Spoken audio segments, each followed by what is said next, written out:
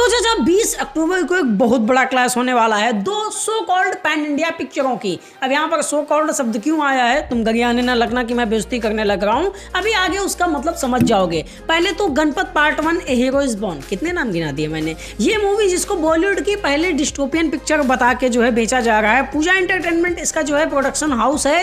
विकास बहल director, काफी काबिल director. Super 30 and queen जैसी पिक्चरें बनाने के बाद, चिल्लर पार्टी बनाने के बाद इन्होंने गणपत का कॉन्सेप्ट लिखा है। टीजर लुक्स प्रॉमिसिंग और टू बी ऑनेस्ट जितना हमने इस मूवी से एक्सपेक्ट किया था visual effect wise, action wise या फिर स्केल वाइज, वो उससे भी कहीं ज़्यादा लेवल का निकला है। क्योंकि पूजा एंटरटेनमेंट एक ऐसा प्रोडक्शन हाउस है जो अपने विजुअल इफेक्ट के मामले में बहुत अच्छा नहीं है। पार्ट 1 का ट्रेलर टीजर जिस तरह से निकाला था गणपत का, वो बहुत ज़्यादा बेहतरीन था मेरी एक्सपेक्टेशंस के अनुसार। हालांकि कुछ सो कॉल्ड लोगों ने उसको फालतू में ट्रोल किया टाइगर श्रॉफ के नाम पे कि वो फिर से एक्शन करते हुए नजर आ रहे हैं। अब एक एक्शन हीरो एक्शन नहीं करेगा तो का दाल लगेगा का पिक्चर के अंदर, ये बात हमको बता देना। खैर उसके बाद जो दूसरी मूवी आ रही है लियो, थलापति विजय सर की next pan India picture, and actual में ये एलसीयू से कनेक्टेड है, इसलिए इसके लिए पब्लिक के अंदर काफी तगड़ी वाली हाइप है।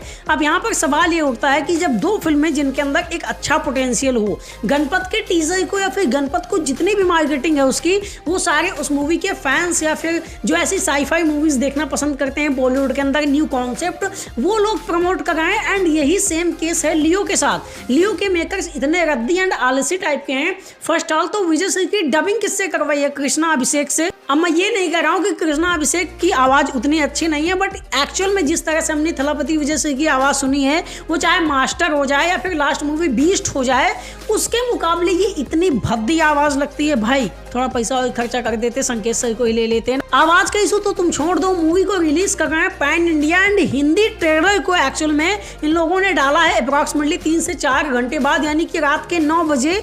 वो तो बस ऑडियंस का क्रेज था कि पिक्चर के ट्रेलर को तब भी व्यूज मिले हैं। अभी तक उसको 11 मिलियन व्यूज आ चुके हैं, जो कि किसी भी साउथ की डब मूवी के लिए हिंदी में इतने व्यूज आना एंड इतना विदाउट एनी मार्केटिंग, ये एक बहुत बड़ी बात है इस मूवी के लिए। अब इन सारी बातों से तुम पता लगा सकते हो कि पब्लिक एक्चुअल में इन दोनों ही मूवीज का वेट कर रही है अपनी तरफ से कि हाँ मुझे देखना है। वैसे तो जब किसी बॉलीवुड और साउथ की मूवी का जो है क्लैश होता है तो एक्चुअल में थोड़ा सा डिबेट टाइप में हो जाती है बॉलीवुड वर्सेस साउथ की, पर यहाँ पर मन कर रहा है कि इस डिबेट को नहीं बल्कि दोनों ही मेकर्स को सामने बिठाया जाए और उनसे पूछा जाए, चाचा ओ भरोसे वाले चाचा, काहे लिए ये पैन इंडिया नाम का शब्द दिया था एक्चुअल में, जब एक्चुअली में तुम्हारी पास मार्केटिंग की कोई स्ट्रैटेजी ही नहीं थी। एंड अगर मन ना हुआ करे तो उसमें हिंदी, तमिल, तेलुगु ये सब लैंग्वेज में डाला ही ना करो। एज लाइक एज जैसे वायरफ को तुम लोगों ने देखा होगा, पठान हो जाए, सम्राट पृथ्वीराज हो जाए, इससे पहले जितनी उसकी पिक्चरें आती हैं, वायरफ का एकदम है कि तमिल और तेलुगु में भी डालेगा वो डब करके, एंड वहां पर कोई पूछता ही नहीं है क्योंकि वो एक्चुअल में प्रमोशन करते ही नहीं है उस मूवी का। मतलब कहने के लिए बस केवल कि उसको पैन इंडिया रिलीज कर रहे हैं, प्रमोट उसको किसी लैंग्वेज में वो करते नहीं है, बस अपनी प्रेफर लैंग्वेज पर ही फोकस करते हैं। एंड यही सेम चीज चलती आ रही है तमिल मूवीज के लिए। फर्स्ट ऑल तो मैंने देखा कि विक्रम जिस तरह से इतनी अच्छी पिक्चर थी, उसको बहुत ज्यादा हिंदी में प्रमोट नहीं किया। बीस्ट, थलापति विजय सर की मास्टर, इन सारी मूवीज को बस नाम के लिए हिंदी में डाला था। भाई तुम्हारा मन नहीं होता तो एक्चुअल में डाला ही ना करो। एंड यही सेम कहानी गणपत के मेकर्स की भी है। लिख तो बहुत ही बड़े बड़े अक्षरों में पोस्टर पे दिया कि हम 5 लैंग्वेज में पिक्चर को रिलीज कर रहे हैं, पैन इंडिया मूवी है, तो पैन इंडिया लेवल का प्रमोशन किधर है, मैं पूछना चाह रहा हूँ। फर्स्ट ऑल तो इसका मूवी का ट्रेलर ही कल डाल रहे हैं, यानी कि पिक्चर रिलीज होने के 10 दिन पहले। एंड अगर तुमने ट्रेलर लेट डाला है तो कोई बहुत बड़ा इशू नहीं है, आजकल लोग करते हैं ट्रेलर को लेट डालते हैं, पर उसके टीजर को तो कम से कम प्रमोट करो, वहां पर जाओ, कैंपेन करो, लोगों को बताओ कि मैंने पिक्चर डाली है। तुम एक डिस्टोपियन मूवी का प्रमोशन कैसे कर रहे हो? एक गाना डाल के। लिटरली तुम्हें लगता है कि एक आइटम सॉन्ग से डिस्टोपियन मूवी का जो है प्रमोशन होता है, या फिर तुम्हें उसके कॉन्सेप्ट को थोड़ा खोलना चाहिए। वो पोस्टर जिनमें वो फ्यूचर की तुमने दुनिया दिखाई हो, ऐसे पोस्टर्स आने चाहिए। जितना भी यूथ है उसके पास तुम्हें पहुंचना चाहिए कॉलेजेस में, जैसे कि तुम अपनी नॉर्मल मूवीज का प्रमोशन करते हो। पूजा एंटरटेनमेंट वालों का एक और बहुत बड़ा लोचा है कि वो मूवी रिलीज होने से पहले उसका बहुत बड़ा बजट जो है रिवील करते हैं कि अपन इतनी पिक्चर इतने बजट में बना रहे हैं। As like as bell bottom को उन्होंने 180 करोड़ रुपए बताया था कि मैं इतने में बना रहा हूँ एंड उसके तुम CGI और विजुअल इफेक्ट देख लो ना, वो प्लेन व्लेन के सीन, तो तुम रो दोगे, आंखों से खून निकल आएगा तुम्हारे कि सच में इतना पैसा इसीलिए खर्चा किया है। गणपत में तुमने 200 करोड़ रुपए लगाए एंड उसके बाद तुम्हारी ये मार्केटिंग स्ट्रेटेजी है।